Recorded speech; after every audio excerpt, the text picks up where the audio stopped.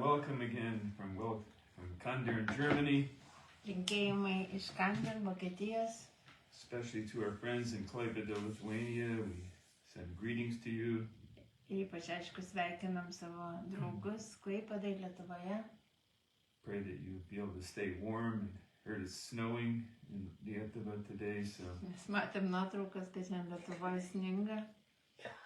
Tai meldžiamės, So, kad jūs nesušaltumėte. so we haven't met together for 3 weeks now. Ir 3 savaitės nieko nesidaliname. So of course a lot has gone by and happened since those Ir aišku, daug dalykų 3 vyksta weeks since Easter. 3 savaitės, nes paskutinį kartą, kai darėm įrašą, buvo Velykos. That was Easter Sunday, April 5th. Velykų sekmadienis, balandžio 5. So, what do we say? He is risen. Bet ką galim dabar pasakyti, po 3 savaičių jis prisikėlė. And he's still risen indeed. Ir jisai iš tiesų tebėra prisikėlęs. So today we want to look in the scripture about a very interesting topic about what it means to walk in the spirit as opposed to walking in the flesh. Ir šiandien pažiūrėsime tokią labai įdomią temą. Ką reiškia tas skirtumas tarp gyvenimo dvasioje ir gyvenimo kūniškai. Right? Every believer seeks to be filled with the Holy Spirit. Kiekvienas tikintysis nori, siekia būti pripildytas šventąja dvasia. We want to be led by the Holy Spirit. Kiekvienas tikintis nori būti dvasios vedamas. And what else can we say about the Holy Spirit? Ką dar galim pasakyti apie šventąją dvasią? Well, you have to fill in the blank. Jūs patys, aišku, irgi galite pridėti. So we either are living in the spirit or we're living in the flesh. Taigi, mes gyvenam arba kūniškai, arba dvasiškai. Right? So let's look into this. What I was challenged by a brother. We were chatting on Messenger last night or the other night, and Iš tikrųjų, čia vienas brolis man tokį iššūkį šitą kaip temą iškėlė. And I was thinking, where in the Bible do we see a good example of a fleshly Christian, what we call a carnal Christian? Ir aš galvoju, kur Biblijoje būtų geras pavyzdys tokio kūniško krikščionio. And the first people that came to my mind were, these Peter, when he denied the Lord 3 times. Pirmiausia, prisiminiau Petrą, kai jis 3 kartus susižadėjo viešpaties. But of course he found a place for repentance. Bet žinom, kad Petras po to atgailavo. And he was delivered from that, and Jesus restored him beautifully. Ir jis buvo išlaisvintas ir Jėzus taip nuostabiai atstatė Petrą. Unlike another disciple who did not find a place for repentance. Bet buvo ir kitas mokinys, kuris neatrado atgailos. And sadly, that is the story of Judas Iscariot. Ir Judo Iskarijoto istorija yra labai liūdna. So we can't really say that Judas is a carnal Christian because it seems like he was not saved. He was. Negalim netgi gal sakyti, kad Judas buvo kūniškas krikščionis, nes greičiausiai jis nebuvo išgelbėtas. But Peter, of course, was restored. He found a place of repentance. Bet viešpats atstatė Petrą ir Petras iš tikrųjų atrado atgailą. And pretty soon he was preaching to thousands, and where thousands got saved and baptized. Ir paskui mes jau skaitom, kaip iš tikrųjų Petras pamokslavo tūkstančiams ir tūkstančiai išsigelbėjo ir įtikėjo per jo skelbimą. But actually, my friend came up with the best example, I believe, that we have in the scriptures in the New Testament, in the church age, of a carnal Christians. Bet mano draugas surado dar geresnių pavyzdžių iš Naujojo testamento, iš bažnyčios amžiaus, tų kūniškų krikščionių. And who are they but the Corinthians? Ir galim vadinti korintiečius, kad jie buvo kūniški tokie krikščionė. Yes, and Paul wrote 2 letters to the Corinthians. Ir Paulius parašė jiems 2 laiškus. We've been hearing from our pastor in Baltimore about Revelation chapter 2 and 3. Ir mūsų pastorius Baltimorėje dabar dalinasi iš Apreiškimo knygos 2 ir 3 skyriaus. And they were the address to 7 churches there. Ir ten apreiškimo knygoje iš in Asia tikrųjų Minor. Mes skaitome tai, kas parašyta 7 bažnyčiom. And of the 7 churches, only 2 of them were not called to repent of something specific. Ir tik tai 2 iš tų bažnyčių 7 nėra jiems pakvietimo dėl kažkokios konkrečios atgailos. And that was the church of Smyrna that had suffered a lot.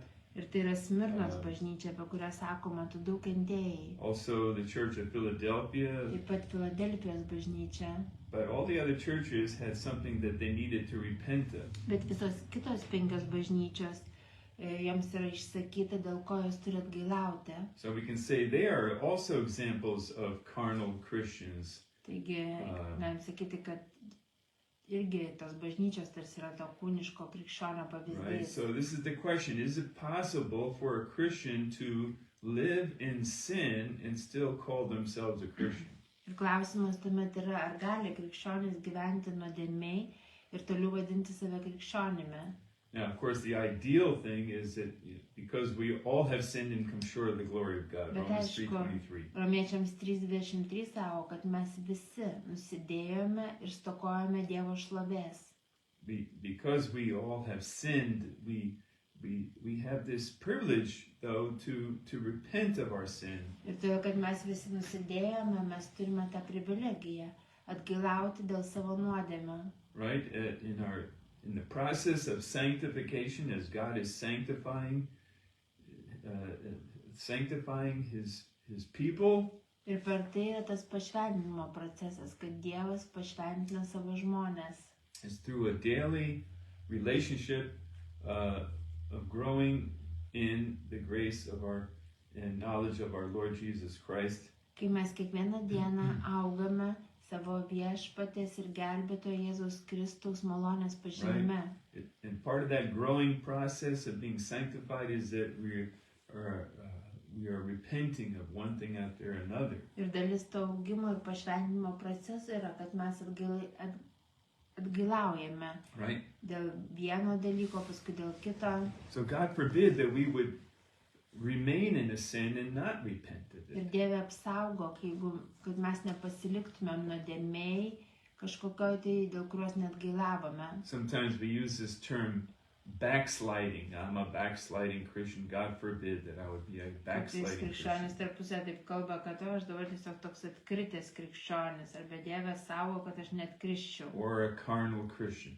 Arba kažkas prisipažįsta, kad jie yra kūniški krikščionis. Now, there was a book written by John MacArthur in 1986, a groundbreaking book. 86 metais pastorius John MacArthur parašė tokią labai svarbią knygą, I've never met anyone who has ever read it, by the way. bet kažkaip niekas atrodo nėra skaitęs tos knygos. I did have the opportunity. I finally read through it from beginning to end a couple of years ago. Ir aš prieš porą metų gavau tą knygą ir perskaičiau. And the name of the book is called The Gospel According to Jesus. Ir knyga vadinasi Evangelija pagal Jėzų. And in 1986, John MacArthur addressed this problem which he saw in evangelical Christianity. Ir 86 metais tas MacArthur pastorius rašo apie tą problemą, kurią jisai matė evangeliškoje krikščionybėje. Which is called easy believism. Kad ir jisai vadina tą problemą lengvas tikėjimas. Or that, nobody's perfect, and so because we Christians aren't perfect, yes, we will live in sin from time to time, and Ir žmonės What can we sako, do? krikščionis taip kalba, niekas nėra tobulas ir mes krikščionis netobuli ir dėl laikas nuo laiko mes tiesiog nusidedame. but we still consider ourselves saved because we said the prayer many years ago. We received Christ as our Savior.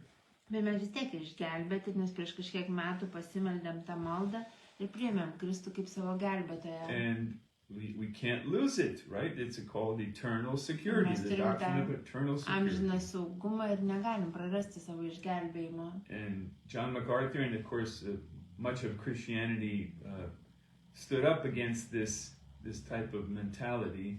Ir tuomet John MacArthur ir kiti tiesiog išstojo prieš tokį mąstymą, prieš tokį mentalitetą. And he was not the first one, but he was one of the most famous ones to say that there is no such thing as carnal Christians or carnal Christianity. Ir John MacArthur buvo vienas iš tų, kurie ėmė kalbėti, kad nėra tokio dalyko kaip kūniška krikščionybė arba kūniškas krikščionis. Now we're going to read 1 Corinthians chapters 1, 2, and 3, some portions from that. So too bad that John MacArthur is no longer with us. I would like to know what he would say about then what about the Corinthians? Ir If there gaila, are no carnal kad Christians. tas John MacArthur daugiau nebėra su mumis, įdomu, kaip jisai paaiškintų šitą rašto vietą iš 1 Korintiečiams. Yeah. Nuo kokio skyriaus? Yeah, we're going to read from 1 Corinthians. 1 Korintiečiams. Now, I remember Pastor Stevens teaching an ABD class, a Gal whole pasakyk, semester prasiversti. on 1 1 Korintiečiams. Corinthians chapter 1. I remember him Pirmas reading. skyrius. Ir prisimenu pastorius Stevensas, kaip jisai skaitė šitą rašto vietą ir jisai visą semestrą mokė iš šitos skyriaus. And Pastor Stevens prepared the class. This is back in Lenox when we were called The Bible Speaks, Ir tada dar bažnyčia vadinasi Biblija kalba. back in 1985, 86, 87. 95, no, 86. 85 Aš to atsiprašau, 87, nuo I was 85 iki 87 metų. And I remember verse 4, chapter 1, verse 4. Ir aš prisimenu, kaip jūs skaitėte pirmo laiško korintiečiams, pirmos skyriaus 4 eilutę. Yeah, it says, I thank my God always on your behalf for the grace of God which is given you by Jesus Christ. Aš nuolat dėkoju dėl jūsų Dievui už Dievo malonę, suteikta jums per Jėzų Kristų. Now, why is that a remarkable verse? Ir kodėl šitą eilutę tokia svarbi?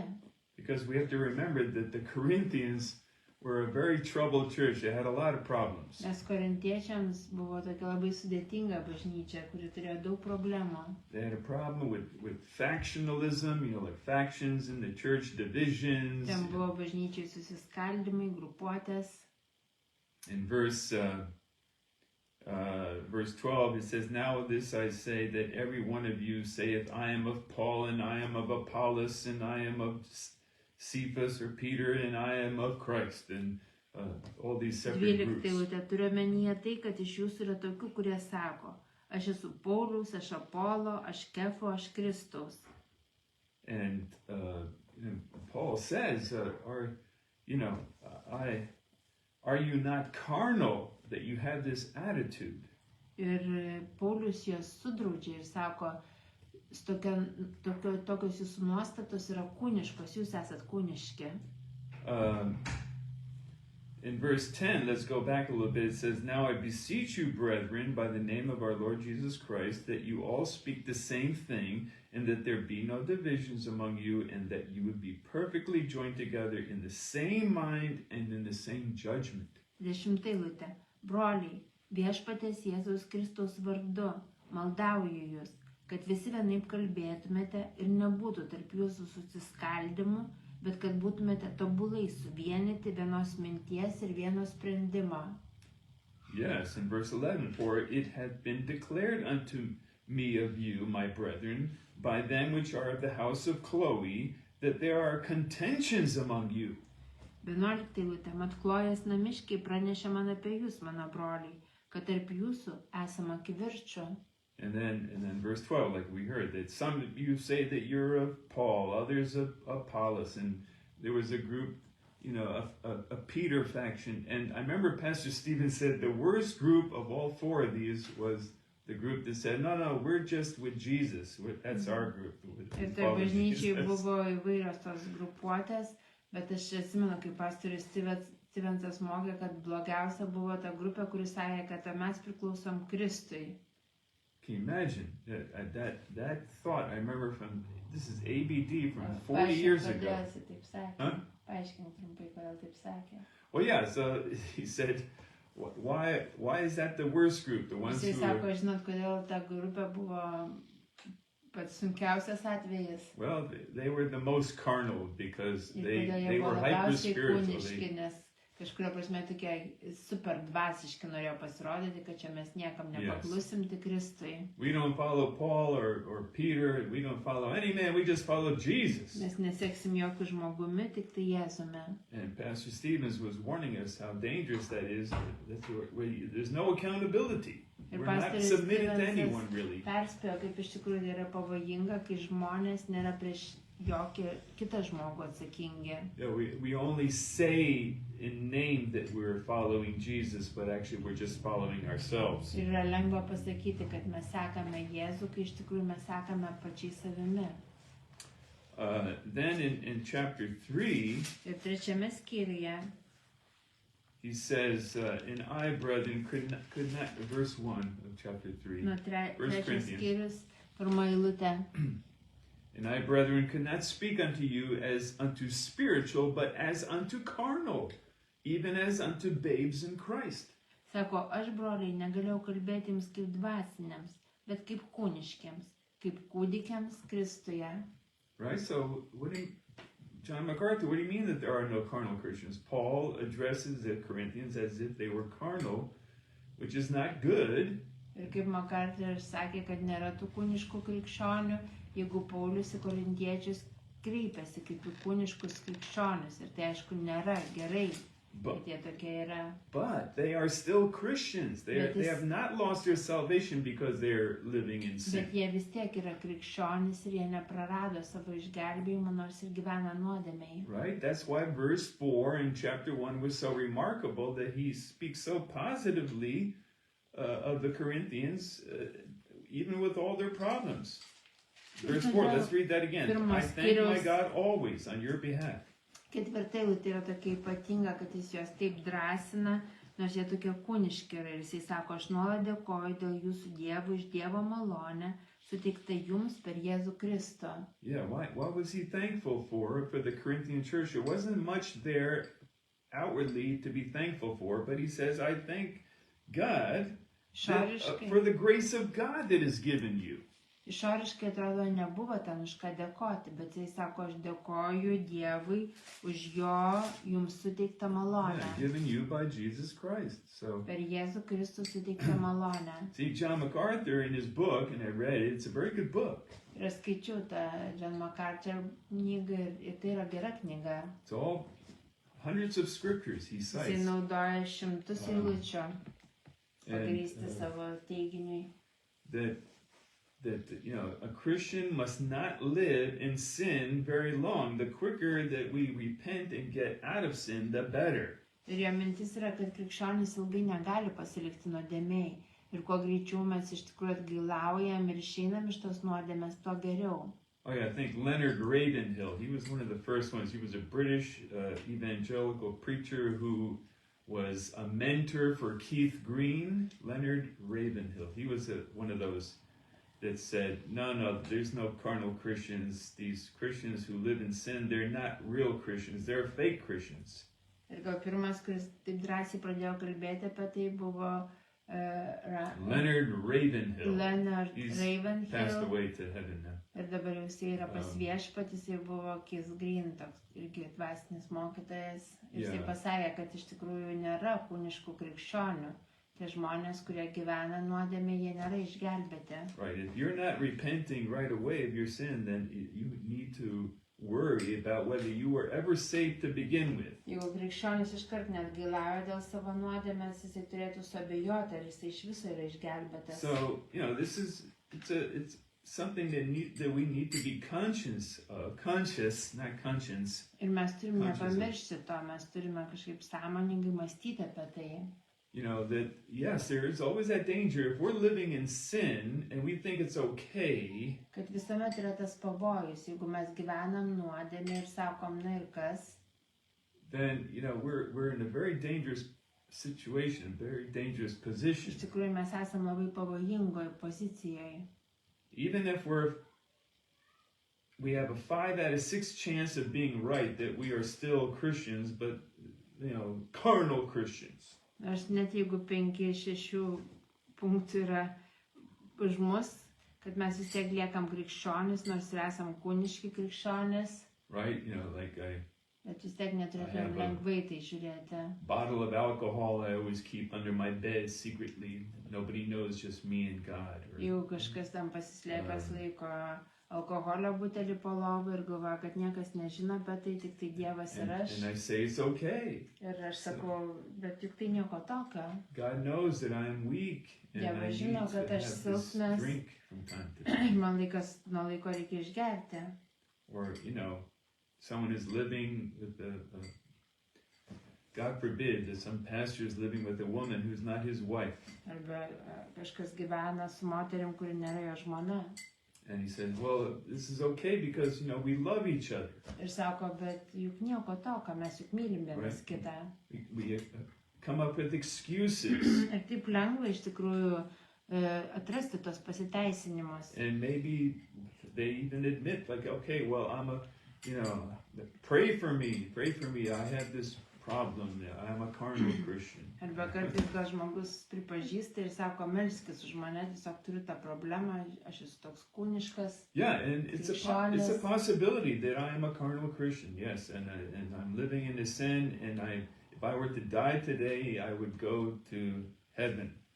Taip yra ta galimybė, kad possible. Gali būti toks kūniškas krikščionis ir jeigu jisai numirtų, jis vis tiek eitų į dangų, net jį gyvena nuodėmei. 5 out of 6 chances, maybe. Bet šansas yra. If I were to die today in my sin, I would go to heaven. 5-6. Ne vienas. 5-6. No, I'm trying to be very optimistic. 5 out of 6 chances. Bandau būti labai optimistiškas. Gal tie šansai yra 5-6. Leonard Ravenhill would say it's only maybe 1 out of 6 chance that you're going to go to heaven if you Pamokslininkas, die kurį living in minėjau, sin. Leonard, jis sakytų, gal kad tik 1-6 šansų yra. If you're living in sin that you're not repenting of. Jeigu krikščionis gyvena kažkokioje tai nuodėmėje, dėl kurios jisai neatgailauja. But let's give the benefit of the doubt and say 5 out of 6 chances that you'll die and go to heaven. Gailestingi ir sakykime, na gerai, tas šansas yra 5-6. How is that different from playing Russian roulette? Bet ar tai nėra kaip rusiška ruletė? Russiska roulette. Nobody should be playing this game, Russian roulette. That means, there's 6 chambers and a pistol, and one of them has a bullet there. And we don't know which one has it. And they spin the revolver, the chamber. Ruletė tenai būna revolveris viena kulka užtaisyta iš 6. They played this game in the movie Deer Hunter. It's a movie about the Vietnam War. In Saigon, they were betting on people who's going to survive this game of Russian roulette. Filme apie Vietnamo karą jie žaidė tą žaidimą, tą rusišką ruletę. Would we be willing to risk our eternal life or eternal damnation with the chance that maybe 1 out of 6 will finally, pull the trigger and it's the one that has the bullet in the chamber? Bet ar mes norėtumėm rizikuoti, netgi jeigu šansas yra 1-6? Meaning if we would die, we would go to hell. Ir tai reiškia, kad jeigu aš gyvenu nuodėmė ir numirčiau tai nuodėmė, aš einu į pragarą. And, tough luck, bad luck. I had 5 out of 6 chances of winning, but I lost. Atrodo, šansas buvo 5-6, bet nepasisekė ir pralaimėjau. Are we willing to take that chance? Ar mes pasiruošę taip rizikuoti? Yeah, I'm not willing to take that Aš chance. asmeniškai nenoriu taip rizikuoti. So I'm not going to say that it's okay to live a carnal Christian life. Ir to aš nesakysiu, kad, jeigu nori gyventi, kad ir kūniškai, It's a dangerous lifestyle. Iš tikrųjų, tai yra labai pavojingas gyvenimo būdas. Much more dangerous than playing Russian roulette. Daug pavojingiau negu ta rusiška ruletė. Because we're risking our eternal life.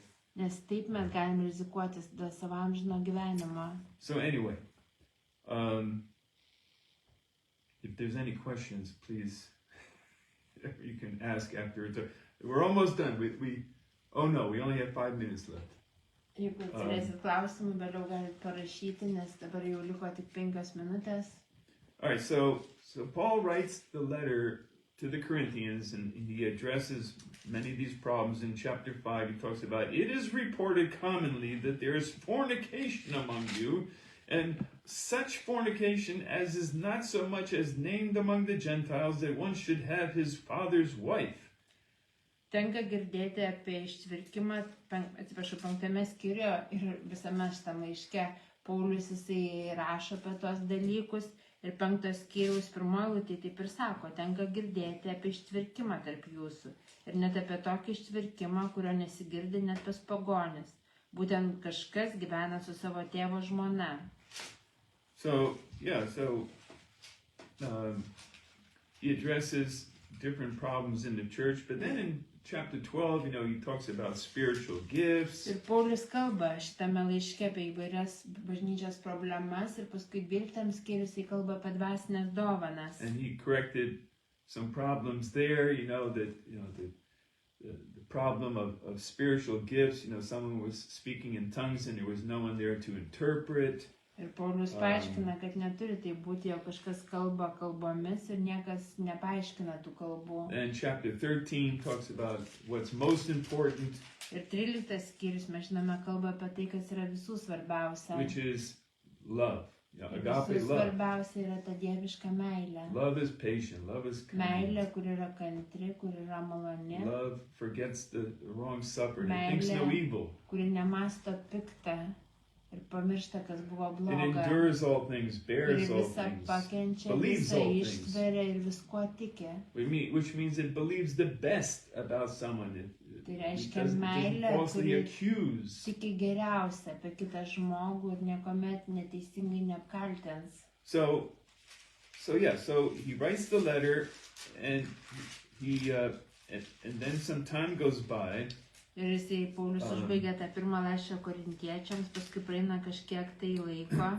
And he's a little bit concerned about how the Corinthians are going to receive his letter, because there was a lot of hard words there. Ir Paulius turbūt rūpinosi, kaip korintiečiai priims tą jo laišką, nes jisai ten tokių labai nemalonių dalykų jam pasakė. It's very hard to, first of all, to tell someone that they're wrong, and it's very hard to receive from someone who's telling us that we're wrong. Ir nėra lengva pasakyti žmogui, kai jisai klysta, ir nėra lengva priimti tuos žodžius, kurie pasako, kad mes klystame.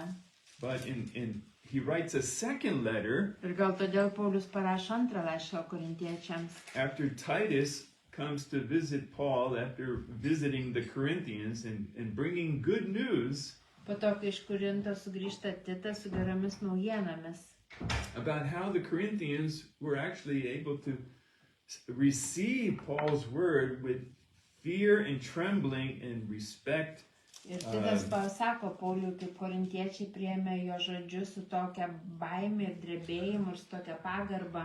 Paul sent Titus to represent him and to see how things were going. Nes Paulius buvo nusiuntęs Titą kaip savo atstovą. And Titus comes back with a very good report. Ir Titas sugrįžta atgal su geromis žiniomis. And most of it is in regards to this woman, man who was living with his mother-in-law. Ir ypač dėl to atvejo, kai vyras gyveno su savo uošviene. And apparently he was, very severely corrected. Ir atrodo, kad bažnyčia labai dėl to jį drausmino, labai nubaudė. He had to leave the church, he had to leave the fellowship. Jisai tiesiog turėjo išeiti iš bažnyčios, palikti tą bendravimą. But he repented. Bet paskui mes skaitom, kad jis atgailavo. And was begging to be received again into the fold, into the fellowship. Ir jisai prašė, kad jį priimtų atgal. Tiesiog maldavo, kad jį priimtų tą bendravimą atgal. And many did welcome him back with open arms, just like the prodigal son returning in Luke 15. Tie bažnyčia, kurie priėmė jį ištiestom rankom, kaip tą sūnų palaidūną iš Luko 15 skyriaus. But Paul also writes that there are others who were not receiving him so well, that they should learn to forgive him and receive him and love him outwardly and inwardly, and so that he would know that he's loved. Paulius sako, kad bažnyčiai buvo ir tų, kurie nepriėmė jo, ir jis juos moko, kad vis dėlto jie turi priimti jį ir atgal ir mylėti jį. So in this chapter 7 of 2 Corinthians, Ir antras Korintiečiams 7. the greatest chapter on repentance Yra in the New 7 Testament. yra vienas iš nuostabiausių skyrių apie atgailą Naujajame testamente. And in closing, Ir čia gal mes ir užbaigsime. this is ideally how it should end. The Corinthians actually became a very spiritual church when this was all over. By the time 2 Corinthians is written, Nes iš tikrųjų per tą laiką Korinto bažnyčia labai subrendo ir labai pasikeitė. and this is Nuo late. pirmo ir antro This is laiško one of korintiečiams. the last letters that Paul would write. 2 Timothy would be his last letter, and then he had to die. No, he had his was it Nero had his head chopped off. Ir antras korintiečiams yra vienas iš paskutiniųjų Pauliaus laiškų, paskui tai buvo parašytas laiškas Timotiejui. Yeah, 2 Timothy was the last letter, but this is also one of the later ones. Bet Later letters, 2 nepamiršti, Corinthians. kad čia vienas iš paskutiniųjų Pauliaus laiškų.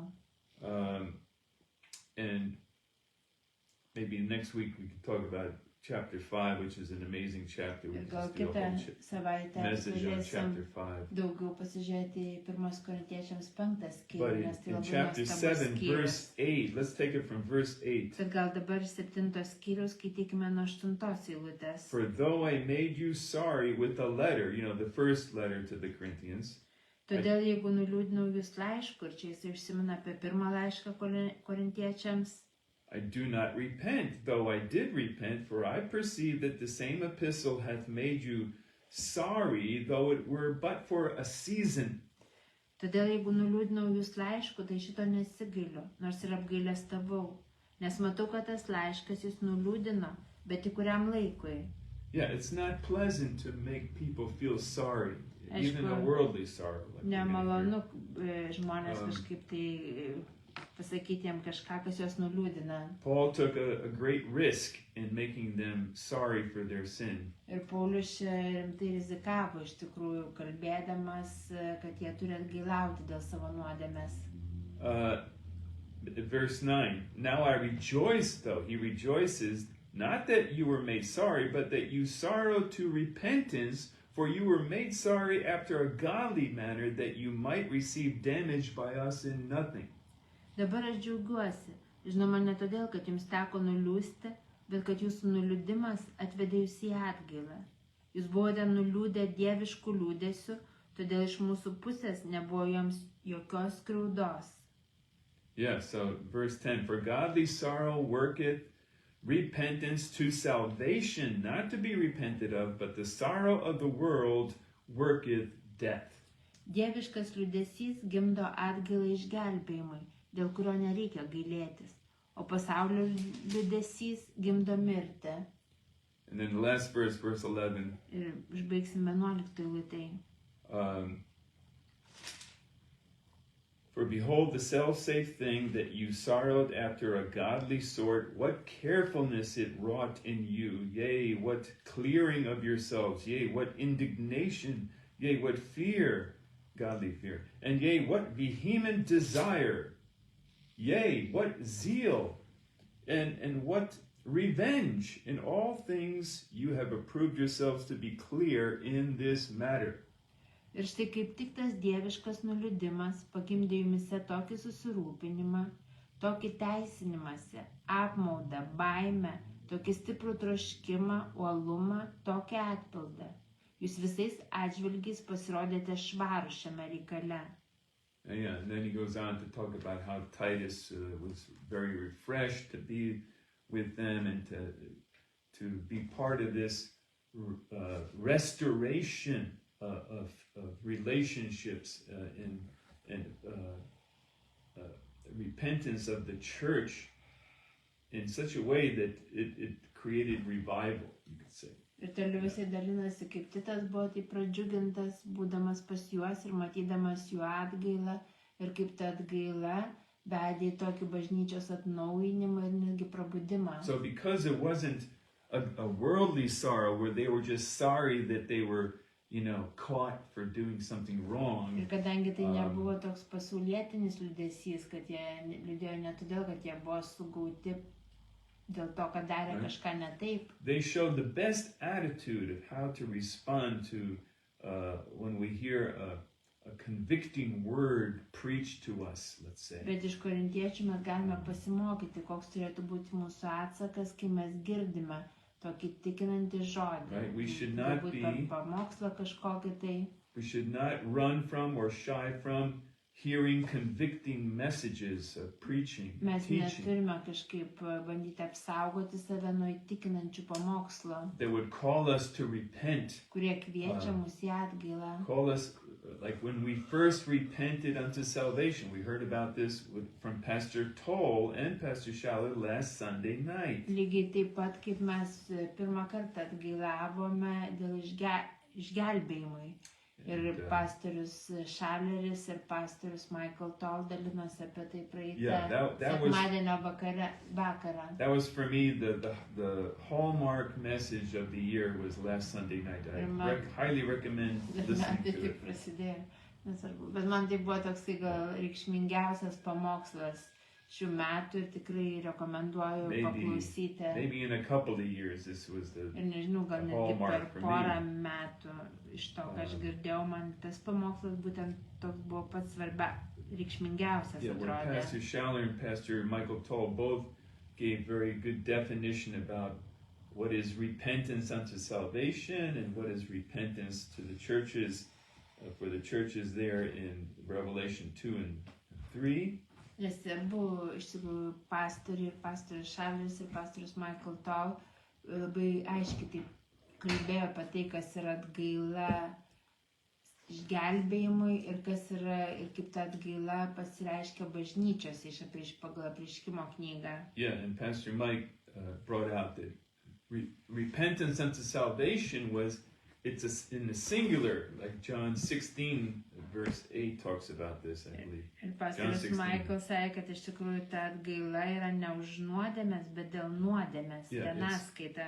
It's in the singular because it's not repenting of sins, that we don't repent of all our sins to be saved. Nes tam, kad būtumėm išgelbėti, mums nereikia atgailauti dėl visų savo gyvenimo nuodėmių. Although there is a place for repentance of all our sins, yes, one by one, as in the churches in Revelation 2 and 3, the 7 churches, 5 of the 7 needed to repent, remember? Nors taip pat yra laikas ir kada dėl tų asmeniškų nuodėmių reikia atgailauti.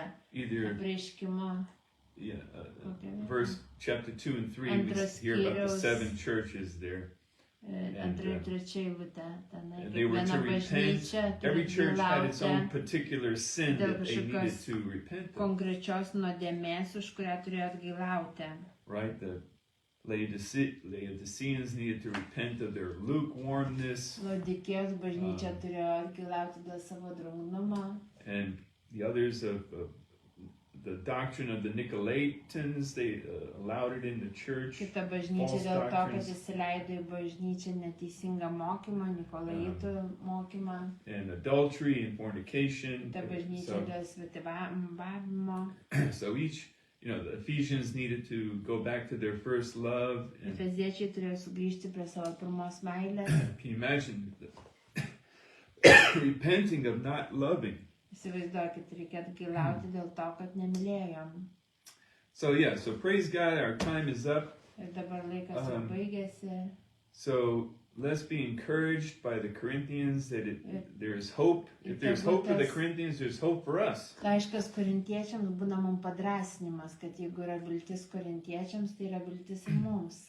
There's hope for us to be delivered from carnality, from living in sin. Ir mes galim būti išlaisvinti iš bet kokio kūniškumo, iš gyvenimo nuodėmėje. You can read about those works of the flesh and what it means to walk in the Spirit in Galatians 5. Ir Galatams 5 taip pat galite paskaityti, ten irgi kalba, ką reiškia gyventi dvasioje ir kokie yra tie kūno darbai. The key is verse 16, Galatians 5, 16 and 18. Galatams 5, 16 ir 17 gal yra svarbiausias That if we eilutės. walk in the Spirit, Kad jeigu mes vaikštome dvasioje, we will not fulfill the lusts of the flesh. mes nevykdysime kūno darbų, Amen? kūno geismų.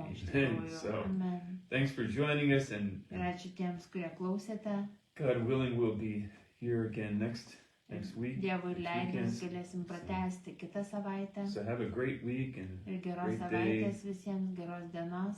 God bless you. Ir būkit In palaiminti. Jesus' name. Jėzaus vardu. Amen. Amen. Amen.